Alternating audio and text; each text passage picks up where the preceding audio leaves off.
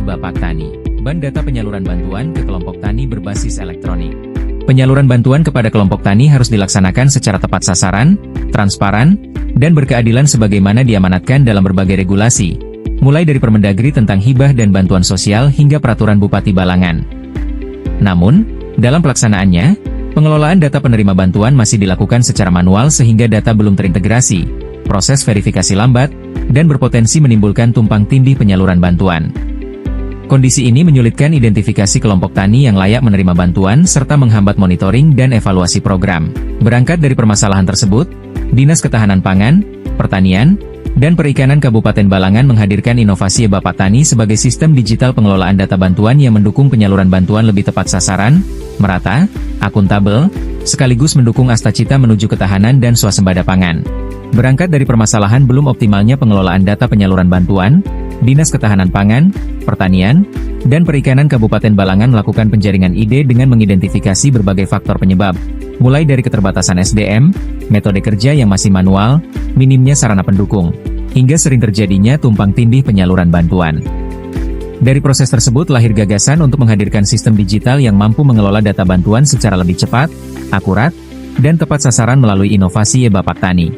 Berdasarkan hasil kajian, dipilihlah pengembangan aplikasi e-Bapak Tani sebagai solusi untuk mengoptimalkan pengelolaan data penyaluran bantuan kepada kelompok tani. Sebelum inovasi, proses pendataan masih dilakukan secara manual sehingga verifikasi lambat, data tidak terintegrasi, dan berpotensi menimbulkan tumpang tindih penerima bantuan. Melalui e-Bapak Tani, seluruh data bantuan dapat dikelola secara digital, akurat, dan terintegrasi lintas bidang. Pembaruan pada tahun 2024 memperluas cakupan aplikasi ke seluruh bidang di DKP 3, sedangkan tahun 2025 ditambahkan fitur unggah proposal dan berita acara serah terima bantuan. Inovasi ini menjadikan penyaluran bantuan lebih tepat sasaran, transparan, dan mudah dipantau. Inovasi e-Bapak Tani memberikan manfaat besar dalam meningkatkan kualitas penyaluran bantuan kepada kelompok tani. Melalui sistem data yang terintegrasi, inovasi ini mampu mencegah terjadinya tumpang tindih bantuan yang bersumber dari APBN, APBD Provinsi, maupun APBD Kabupaten.